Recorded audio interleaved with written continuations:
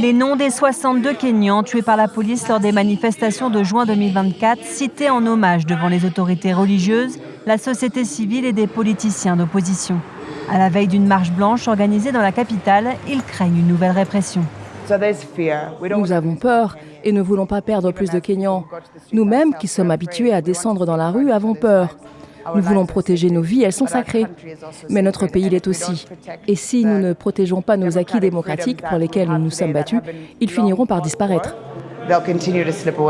Et les violences ne s'arrêtent pas aux manifestations. Des casseurs sont fréquemment déployés pour effrayer la société civile.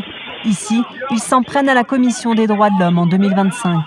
Là, ils interrompent une discussion sur la nouvelle loi de finances en juin 2026. Dans le passé, si la police tirait des gaz lacrymogènes et perturbait une réunion, elle essuyait des critiques. Les gens pouvaient dire que c'était la police qui était responsable. Alors comment parvenir à faire la même chose, mais sans pouvoir être critiqué, sans que ces actions soient liées à l'État? Il faut employer des hommes de main. À un an des élections générales, les organisations de défense des droits de l'homme s'inquiètent de l'augmentation de ces violences. Récemment, des meetings politiques ont été perturbés. Je pense que le Kenya ira mal si cela ne prend pas fin avant l'élection de 2027. C'est un vrai problème.